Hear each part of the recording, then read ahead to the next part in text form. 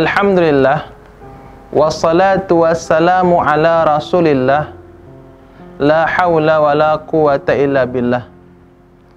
Subhanaka la ilma lana illa ma 'allamtana, innaka antal alimul hakim. Rabbi shrah li sadri wa yassir li amri wahlul 'uqdatam min lisani yafqahu qawli, amma ba'd. Saudara-saudaraku yang dimuliakan oleh Allah Subhanahu wa ta'ala, marilah kita senantiasa bersyukur kepada Allah dengan mengucapkan Alhamdulillah. Dan selawat dan salam kita sampaikan kepada baginda Sayyidina Rasulullah dengan mengucapkan Allahumma salli wa sallim wa barik alaihi wa ala alihi. Saudara-saudaraku yang dimuliakan oleh Allah Subhanahu wa ta'ala, Allah Subhanahu wa ta'ala berfirman kepada Nabi Musa dalam kitab Taurat yang dijelaskan oleh Nabi Muhammad sallallahu alaihi wasallam, termaktub di dalam kitab Syarah Nasul Ibad karangan Syekh Syihabuddin Ibnu Hajar Al-Asqalani yang disyarahkan oleh Imam Muhammad Nawawi Al-Jawi Al-Bantani, menyebutkan kalau Nabi sallallahu alaihi wasallam, berkata Nabi Muhammad sallallahu alaihi wasallam, auhallahu ta'ala ila Musa bin Imran fit Taurat, telah berkata Allah Subhanahu wa ta'ala mewahyukan kepada Nabi Musa bin Imran di dalam kitab Taurat, innal ummahati khataya salasun, sesungguhnya induk segala dosa-dosa itu ada 3. Yang pertama al-kibru, yaitu sombong. Apa yang dikatakan sombong? Apakah orang dengan berpakaian bagus dikatakan sombong? Dengan mobil yang bagus dikatakan sombong? Tidak. Yang dikehendaki oleh baginda Nabi Muhammad sallallahu alaihi wasallam, yang dikatakan sombong itu adalah batarul haq wa ghimtinas, menolak kebenaran dan merendahkan manusia. Itulah yang dikatakan sombong. Sifat sombong bagi kita seorang hamba haram kita untuk menggunakannya, karena sikap sombong ini hanya mutlak milik Allah Subhanahu wa ta'ala azza wa jalla. Saudara-saudaraku yang dimuliakan oleh Allah Subhanahu wa ta'ala, apa yang mau kita sombongkan di muka bumi ini? Bahwasanya apapun yang kita miliki ini semua adalah milik Allah. Harta kita milik Allah, jabatan kita milik Allah, kepintaran kita milik Allah, nama baik kita milik Allah. Sebab Allah katakan inna lillahi wa inna ilaihi raji'un, sesungguhnya kita ini milik Allah dan akan kembali kepada Allah.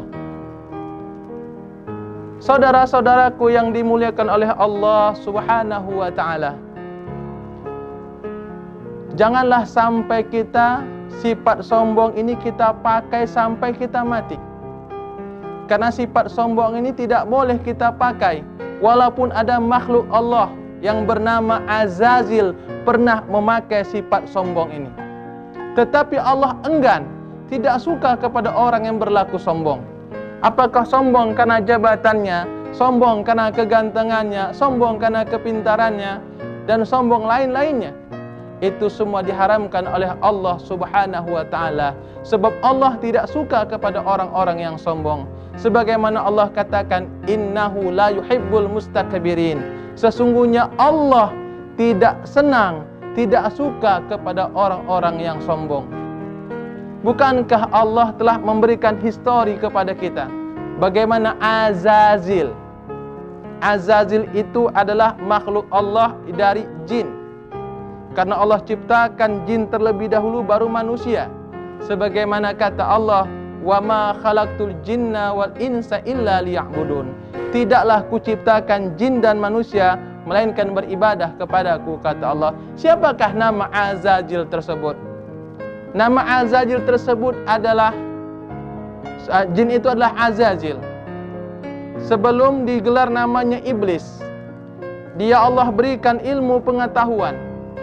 Allah berikan kepintaran sampai mengajar malaikat di langit pertama sampai ke langit ketujuh. Ia ajar malaikat sehingga dia dielu-elukan, sehingga ia dipuji-puji para malaikat, sehingga tidak adalah ia merasa akulah yang paling hebat, akulah yang paling pintar, akulah yang paling disayangi Allah.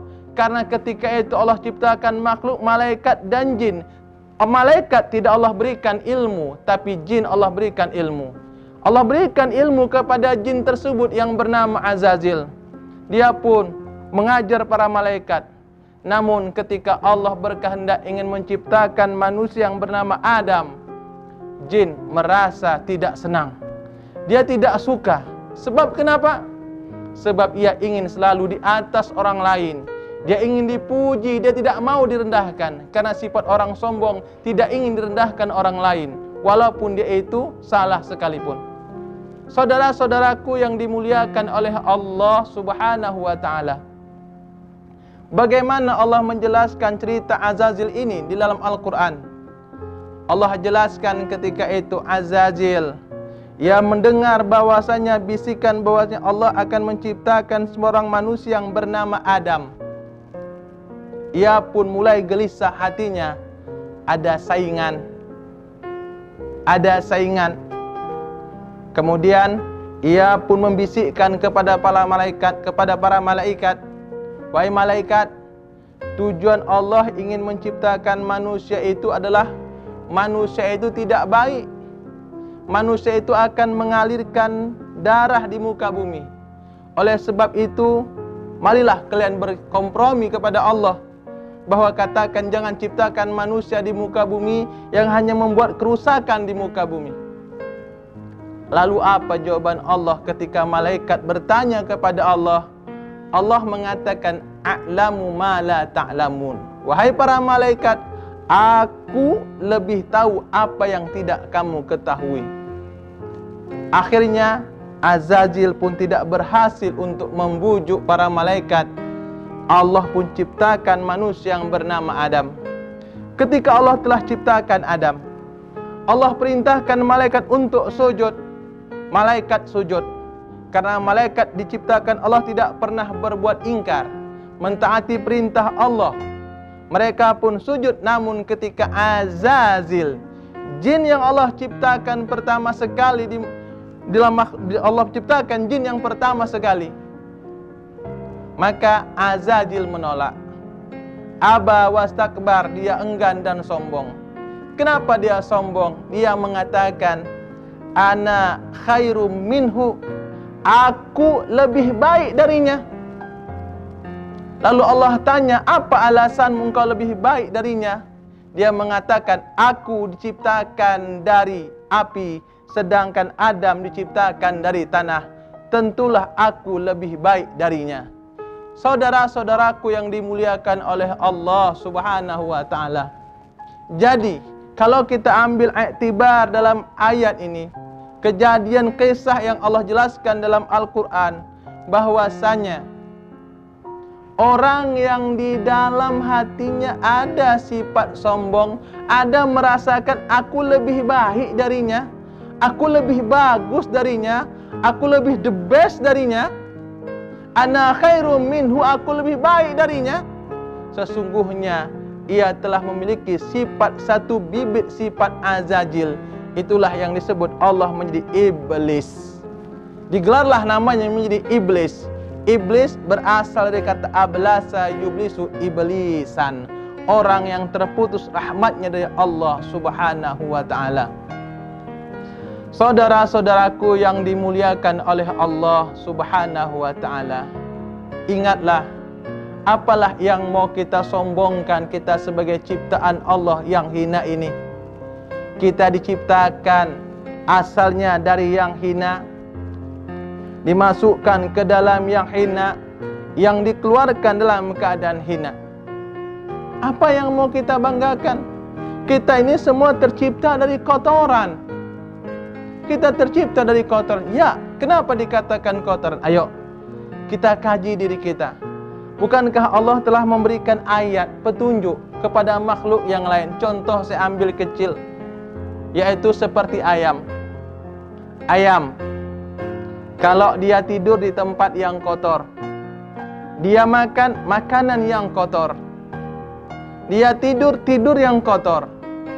Tetapi apa yang dia lakukan ketika dia mengeluarkan kotoran, kotorannya bermanfaat. Dia mengeluarkan telur. Bahkan telur ini sekarang jadi favorit kalau dalam sembako, seperti keadaan pandemi saat ini. Di mana-mana selalu ada telur, bermanfaat ayam.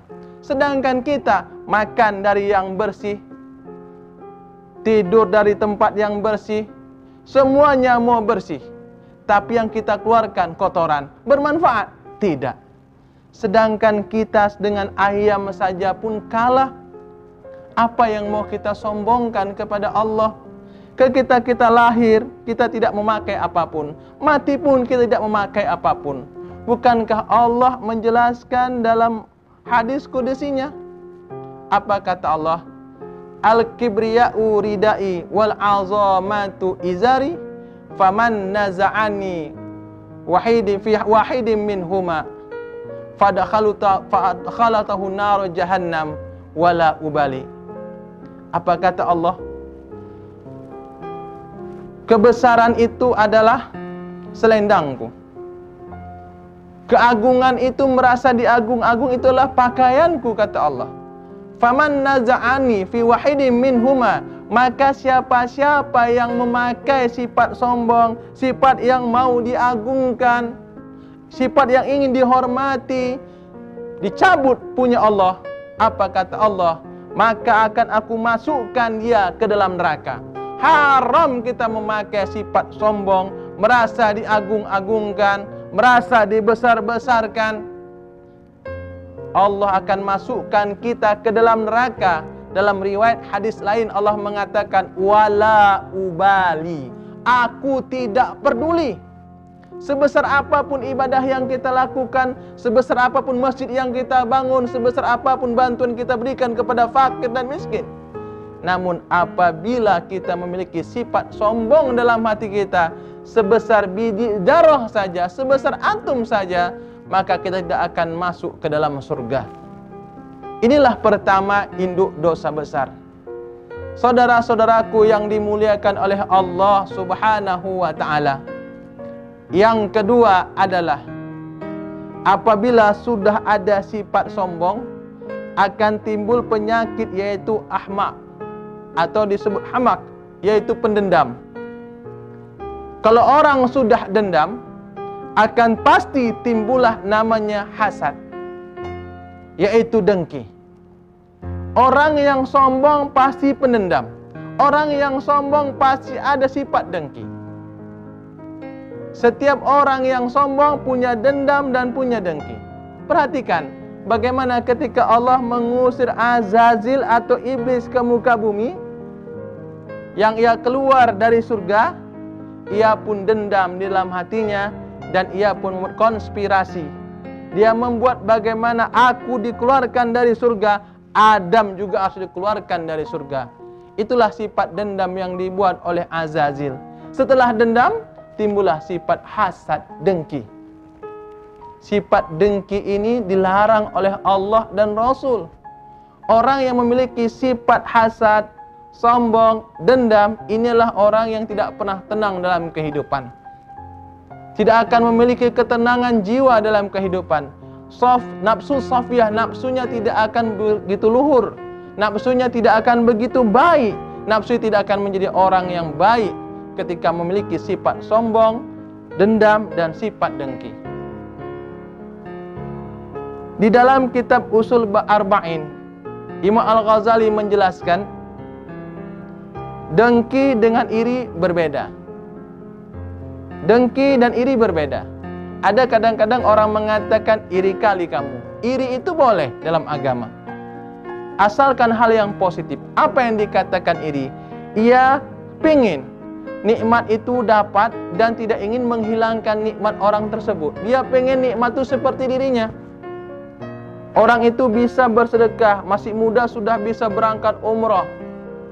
Kayak mana aku pengen seperti dia, iri, itu boleh. Yang dilarang itu apa? Adalah dengki. Apa yang dikatakan dengki? Ia pingin nikmat seperti itu dan ingin menghilangkan nikmat orang tersebut. Seperti kita di kantor ini. Ada teman kita promo jabatan, dia bagus karena kinerjanya. Namun kita dengki, tidak senang, kita mulailah menghasut, memfitnah dan lain sebagainya. Ini dengki yang dilarang oleh Allah dan Rasul. Tapi kalau iri, boleh. Dia bisa bagus kinerjanya, bagaimana aku harus bagus? Itu dikatakan boleh. Saudara-saudaraku yang dimuliakan oleh Allah Subhanahu wa ta'ala, disebutkan baginda Rasulullah sallallahu alaihi wasallam bahwasanya dengki ini sangat berbahaya, sampai-sampai Rasulullah mengibaratkan al-hasadu ya'kulul hasanat. Satu perbuatan dengki itu menghabiskan kebaikan-kebaikan. Kama ta'kulun narul al-hatab, sebagaimana kayu yang kering dihabiskan oleh api. Ibaratkan Nabi mengatakan, kayu itu ibaratkan kebaikan-kebaikan yang kita lakukan. Sedangkan api itulah perbuatan dengki. Sekali kita berbuat dengki, segala amal kebaikan kita hapus. Tidak ada lagi yang tersisa bagi diri kita. Apa yang mau kita bawa ketika kita berhadap kepada Allah Subhanahu wa ta'ala. Oleh sebab itu agama mengajarkan, bersifatlah belajar dengan agama. Bahwasanya kita ketahui dengan agama ini, bahwasanya kita tidak akan melakukan perbuatan dengki. Satu perbuatan dengki kita akan menghabiskan amal-amal kebaikan-kebaikan yang kita lakukan. Saudara-saudaraku jamaah rahimakumullah, setelah sifat dengki akan muncul sifat yang ketiga, namanya toma'. Inilah induk segala penyakit. Dengki, hasad, toma', itu pasti ada. Dia akan beranak pinak terus menerus. Toma', apa yang dikatakan toma'? Rakus. Toma' ini kalau kita lihat dalam tulisan hijaiyah, to, perutnya buncit ke belakang, alif garis di atas, tengah-tengah bolong. Mim punya kepala, kemudian punya ekor, tengah-tengahnya bolong. Ain, kepala kecil menganga, di bawah besar menganga. Toma'un, sesuai dengan tulisan dan maknanya. Toma', orang yang toma' itu tidak akan pernah dia kenyang, tidak akan pernah merasa puas, padahal sudah dimilikinya dari segala sisi. Sudah dimilikinya dari segala sisi, namun sebab rasa toma' itu ia tidak peduli. Padahal toma' ini membinasakan diri. Orang yang toma' itu bagaimana? Orang yang toma' itu dia tidak akan memperdulikan apakah apa yang diinginkannya mesti tercapai. Dia tidak peduli apakah menzalimi orang lain, atau mengambil hak milik orang lain, atau memfitnah orang lain, atau mendengki kepada orang lain. Yang penting dirinya dapat. Namun ketahuilah wahai saudara-saudaraku, orang yang toma' ini adalah sangat-sangat berbahaya, lebih berbahaya daripada COVID-19 yang ada pada saat ini. Inilah yang dapat saya sampaikan pada hari ini. Mudah-mudahan kita dapat mengobati diri kita di penyakit 3 induk besar, yaitu sombong. Maka kita mesti tawadhu, rendah hati. Rendah hati bukan artinya menghinakan diri. Banyak orang yang kadang-kadang tidak paham mana merendahkan hati, mana menghinakan diri. Kalau orang yang menghinakan diri, ini ciri-ciri penjilat. Inilah ciri-ciri penjilat. Orang yang menghinakan diri, dia akan hinakan dirinya, tidak punya harga diri. Yang penting dia dapat. Kalau orang yang merendahkan diri, dia tidak akan menghinakan dirinya, dia punya harga diri. Yang boleh kita itu adalah merendahkan diri dan menghinakan diri cukup kepada Allah Subhanahu wa taala. Kemudian obat dari dengki adalah pelajari agama dengan benar. Kita ketahui bahwasanya sekali kita berbuat dengki, segala amal ibadah kita dihilangkan. Kemudian tamak, obatnya lah qanaah. Apa qanaah? Merasa cukup apa yang kita dapat saat ini. Artinya bukan kita menjadi seorang yang pemalas. Artinya kita apa yang dapat pada sini kita mengucapkan alhamdulillah. Semua ini dari Allah Subhanahu wa taala. Saudara-saudaraku yang dimuliakan oleh Allah, sebagai penutup tausiah pada kali ini, izinkan saya menyampaikan sesuatu pantun. Kain pelekat dibawa mandi, kain basah dibawa pulang, amal ibadah dibawa mati, harta pusaka dibagi-bagi orang. Sungguh berguna si pohon jati, bisa dibuat menjadi papan. Beramallah sejak dini, sebelum diri dibungkus dengan kain kapan. Jika jenazah sudah dimandikan, tentulah selanjutnya akan dikapankan. Ingatlah wahai saudaraku, apa yang Allah berikan, semuanya nanti akan dipertanggungjawabkan. Sampai di sini saya habisi. Kalau ada salah mohon maaf diberi. Pengetahuan rahmat hidayat sedikit sekali, ibaratkan padi belum berisi. Assalamualaikum warahmatullahi wabarakatuh.